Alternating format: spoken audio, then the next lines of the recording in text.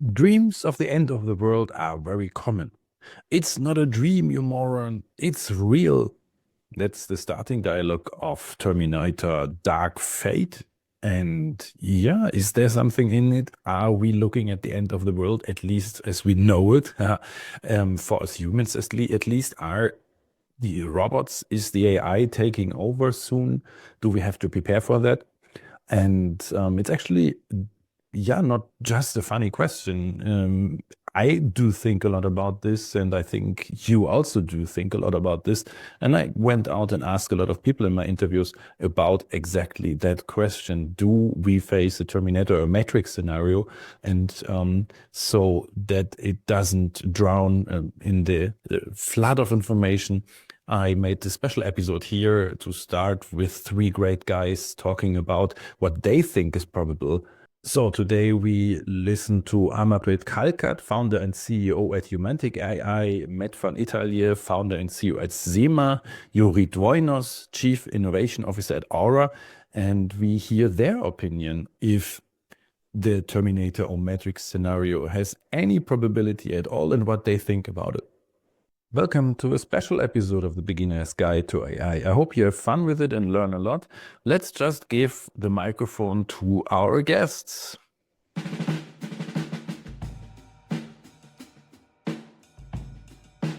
Let's start with Amarpreet Kalkat, founder and CEO of Humantic AI. So never say never. That's my belief in general. I think anyone who's truly scientific will always talk in probabilities and not in absolutes. I think foolish people talk in absolutes. Someone says this will happen, or someone says this will never happen, is essentially foolish, right? I would make that statement. Wise people talk in probabilities, right? I think the probability of a scenario like that, yeah, and I'm hoping to be, a wise one here. I think the probability of something like that is extremely, extremely, extremely low. I think there's still, it feels like in 2015, 16, it felt like self-driving cars are here, and in 2 years, no one would be driving anymore. 10 years later, we're still experimenting around. And so similarly with AI, AGI, it feels like it's almost here. I'll give you today's example again, right? It's just so much. There were two companies. I wanted to see if they are competitors. So I thought, okay, well, let me go to ChatGPT. That's easy. Rather than trying to research, I said, hey, are A and B competitors? First incidentally, GPT 3.5 was selected. Yeah, that's the earlier model for those who don't know, slightly less intelligent. It gave me a really bad answer. It said A and B may be competitors because it picked up, whatever from their website, the areas they work in. They work in cloud, they work in ABC, they may be competitors. That's not what even an average analyst would tell me. If they tell me they may be competitors, I'll say, hey, bugger off, I need to know whether they are or not, right? Well, what are you saying? Then I moved to GPT-4. Well, GPT-4 was better. So it said, yes, they are competitors. And because they work in these areas and they are very overlapping areas. Well, technology is there were technology companies in cloud and whatnot. It's a wide space. Doesn't mean you would be competitors.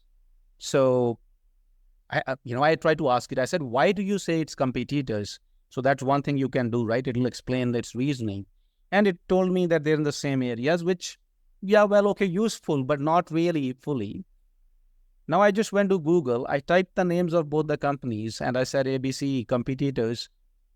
The third link was a press release of an event where the leaders from both the companies were on stage. It was called Channel Data Watch, because they are in the, something like that.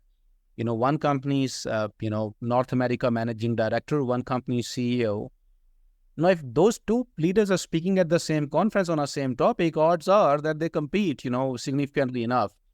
My point is GPT-4 was not able to make use of, I would have liked to see that in the why, saying, I also saw that their leaders were speaking, and I'm sure there'll be more. I'm talking about 2 minutes of research. My point is, this is a very basic question, right?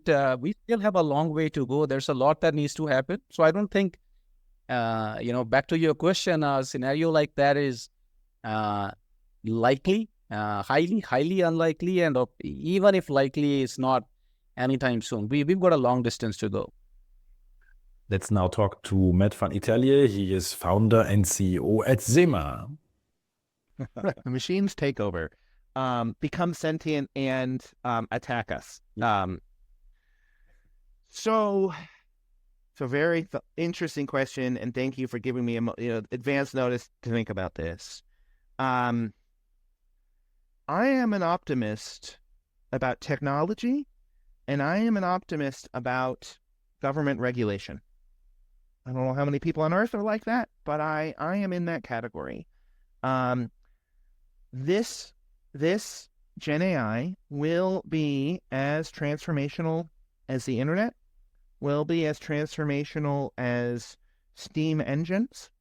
There is no question that it is a fundamentally transformational technology. Probably not like the printing press, but up there on the five most transformational technologies, period.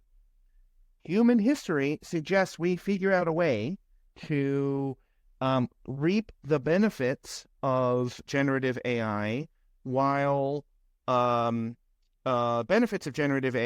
while minimizing, maybe not bring to zero, but minimizing some of the risks.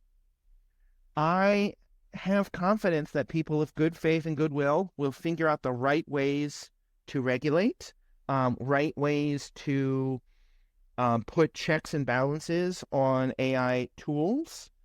And I think, why is that? I'm an optimistic person. I believe in, I'm an optimistic person, I guess, and I think history has supported it. But I also think we are sufficiently scared of Gen AI that we will put in those tools. And maybe this is a bad analogy, but I think about airplanes. It is now possible to automatically fly airplanes. They are called drones. And I don't mean the drones that humans are controlling. I mean the ones that, totally self-controlling. You could put that in commercial airlines. And it likely would be literally more safe on a miles of flight basis compared to humans. But there is no way on Earth that we would let that happen, because the notion of taking humans out of the loop is so freaking scary. It's just in our core. We need to be in control. I actually think it seems pretty clear that self-driving cars on net would actually be safer. But we have made that choice not to do that, at least, at scale, because we want humans we're just fundamentally nervous about this. There was you asked this question, you're going to get the answer. About 100 years ago or so in the United States, there was a book called The Jungle by Upton Sinclair, and it was about the terrible working conditions of meat packers, of folks who would cut up cows in Chicago. The author was intending to educate the populace about the poor working conditions for the workers. But what happened is massive food safety laws, because people read the book and were terrified and disgusted about what the food was, what the impact on them was of this low quality food. And there's this amazing quote from the author: "I aimed for their hearts, but hit their stomachs." Namely, like, I wanted them to feel sad and help the workers, but they actually were worried about getting sick. And I think it's a little bit of a stretch of analogy. Given that we are so concerned about this Terminator scenario, and it is a fundamental it's a fear that something's going to be out of our control, that I actually have confidence that that humans will put in the right regulation to make sure it doesn't happen. Let's now see what Yuri Doinos, Chief Innovation Officer at Aura, has to say about the Terminator scenario. Sure, I think it's up to us to decide. So if the technology happens to fall in the wrong hands, it will follow the instruction and the will of someone with the bad intention. So it's important to regulate. It's important to control it. Just with military technology and any other technology, I don't believe AI by itself will create some sort of chaos, and we're so far off from the Terminator scenario, even if it was in the wrong hands. However, I fundamentally believe that we are in charge of our own destiny, and depending on what do we tell, how do we steer this, and how do we regulate this, we can go one way or the other. And maybe Terminator is a little bit on the extreme spectrum, but it definitely can be more or less dark. And it's up to us to be in charge and to drive that. If I make a quick summary of all this, then it would be humans 3, AI 0. All of the guests are quite positive that nothing bad will happen. It might be that there is something, but the probabilities are really low. So yeah, I will give it a clear 3-0. Yeah, if we look at the interviewees, then we have Amabrit saying, yeah, don't overestimate AI. It learns, it gets better, but the human brain is still better than the AI brain, and that will stay for some time. Even if people say, yeah, 2 years, he's not believing that. He's not, not really a believer in that the AI will take over so quickly. And I love also Matt's position. They would be, yeah, we humans are basically really afraid of things. So at the end, even if some people push for it, there will be regulation, there will be control, and nothing bad will happen.